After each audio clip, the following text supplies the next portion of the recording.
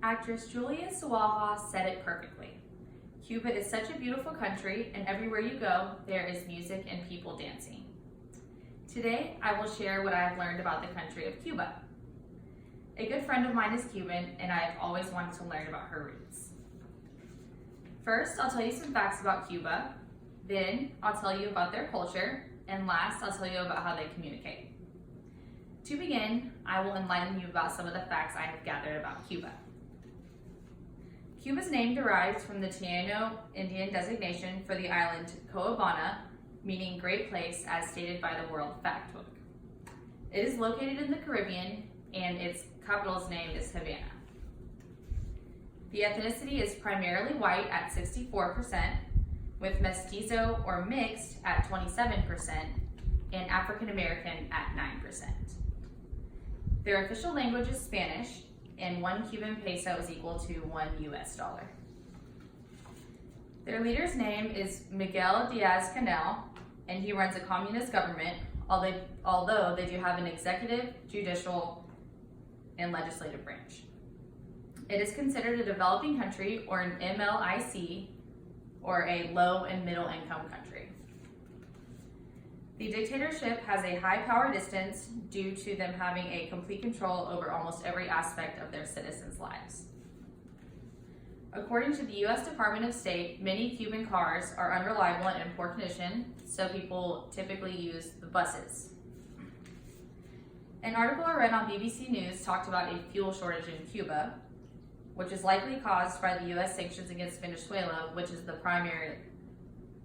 Cuba's primary supplier of oil. I can only imagine the panic this will cause in their country. Now I will share what I learned about Cuba's culture. Music and dance is a very important part of their culture.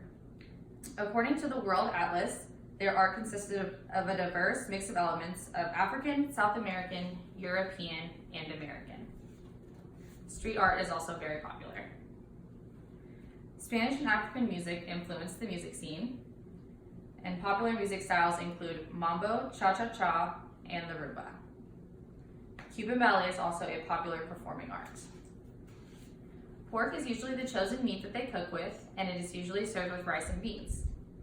The national dish of Cuba is ropa vieja, which is made with shredded steak, black beans and rice, peppers, and tomato sauce. According to the culture trip, Havana is the most popular place to visit. There are so many things to do, including live music, eating popular dishes, and viewing art studios and boutiques. There's even a Cuban artist, Kadir Lopez, making the city even brighter with vintage illuminated signs to add to the nightlife. A fun fact that I learned is Cuba is known for its handmade cigars, and they produce nearly 3 million per year. Now, onto their communication style. According to the Hofstede, Cubans communicate primarily through nonverbal communication.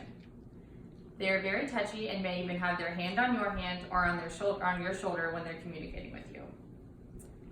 Also, they may wrinkle their nose if they don't understand something that you are saying.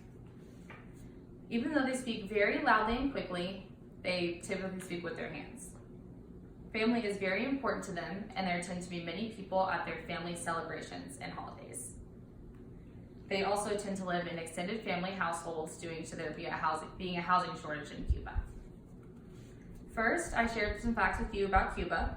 Second, I discussed their culture. And third, I talked about their communication. Cuba is a diverse and interesting country, and I hope to visit it one day.